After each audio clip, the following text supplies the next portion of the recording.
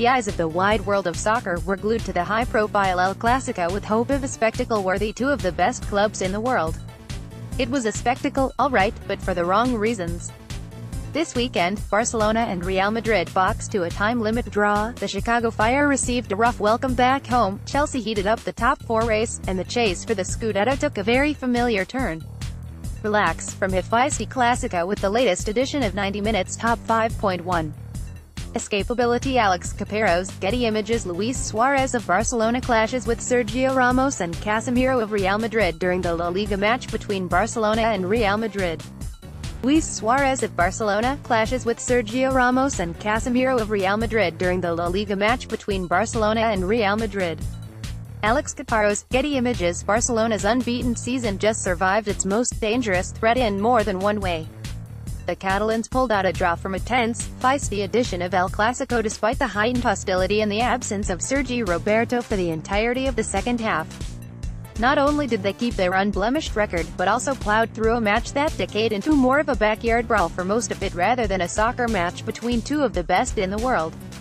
Referee Alejandro Jose Hernandez did not help matters, in fact made everything more volatile and dangerous for the home side and a Real Madrid team that has a Champions League final in the horizon, and suffered the absence of Cristiano Ronaldo due to injury. What should have been a premier spectacle ended up being a broken mess of a street game among angry schoolboys reminiscent of the Mourinho-Guardiola days. Barcelona will go on their merry way to an unbeaten season, and Madrid perhaps to a 13th European title. Instead, the referee's decisions and the scuffles dominate the post-game talk. Point 2. Not all was lost. Atlanta United handed the Chicago Fire their first loss after a successful, unbeaten road trip. Atlanta United handed the Chicago Fire their first loss after a successful, unbeaten road trip. Benjamin Ordaz, Hoy, home, not so sweet home. The Chicago Fire's return to home soil did not go the way of recent results, succumbing to Eastern Conference leaders Atlanta United, 2-1 on Saturday. But despite the result, a big-picture evaluation of the match does yield more positive aspects than negative for Veljko Paunovic's team. Yes, they made two costly mistakes that ended up being the difference. Take away those first 7 minutes in the second half, and the Fire had arguably the most complete performance of the season along with the Red Bulls game.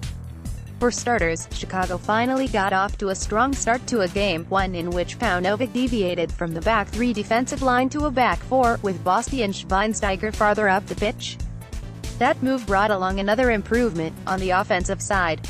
Schweinsteiger's involvement in the attack provided the kind of help in transition and creation the Fire lacked since switching to the 5-2-3 formation. These two aspects of the team's play have been the biggest ills plaguing the Fire, costing them game after game. Facing one of the best teams in MLS like Atlanta United was a good temperature check for the Fire.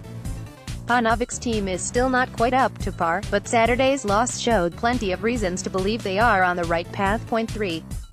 Better late than never. Julian Finney, Getty Images. Olivier Giroud of Chelsea celebrates after scoring his side's first goal with the Chelsea bench. Olivier Giroud of Chelsea celebrates after scoring his side's first goal with the Chelsea bench. Julian Finney, Getty Images. After declaring their options for Champions League dead not so long ago, Antonio Conte and Chelsea suddenly find themselves with a real chance to actually make it.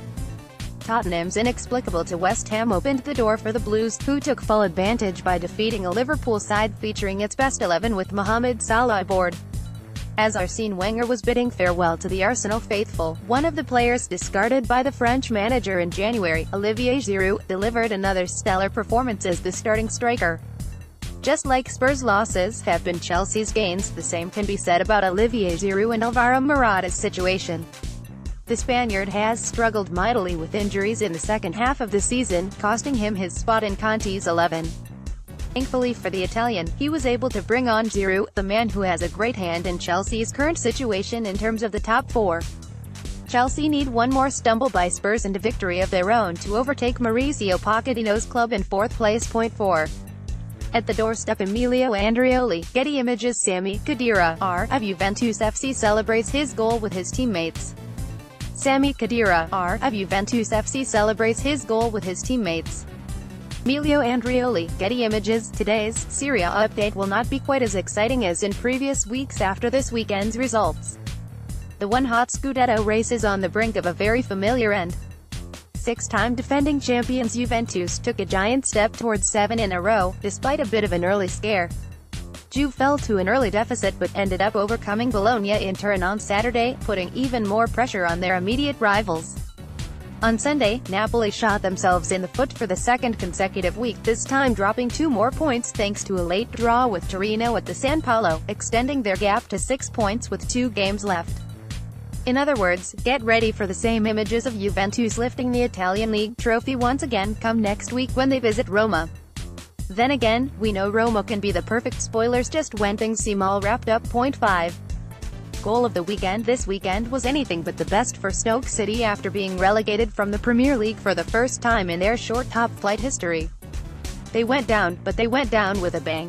Say what you will about Xherdan Shaqiri, the man can launch some absolute bombs.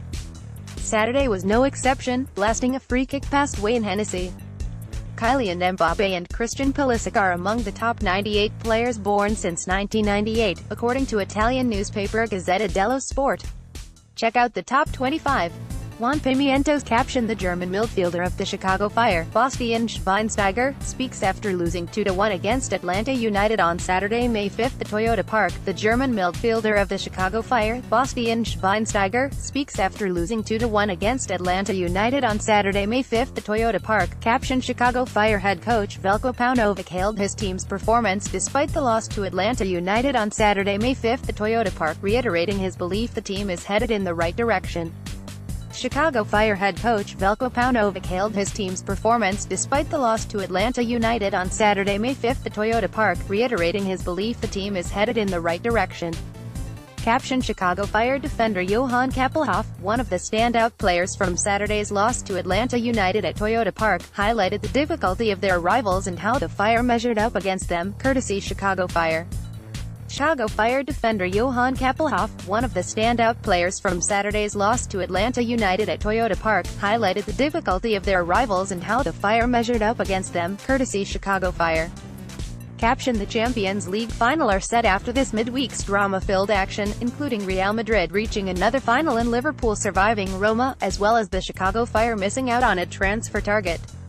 The Champions League final are set after this midweek's drama-filled action, including Real Madrid reaching another final and Liverpool surviving Roma, as well as the Chicago Fire missing out on a transfer target. Caption: Chicago Fire head coach Veljko Paunovic previews his team's upcoming matchup against Atlanta United and what it means for the Fire given their recent results, courtesy Chicago Fire. Chicago Fire head coach Veljko Paunovic previews his team's upcoming matchup against Atlanta United and what it means for the Fire given their recent results, courtesy Chicago Fire. Contact Juan Sebastian Pimiento at gmail.com at Pimiento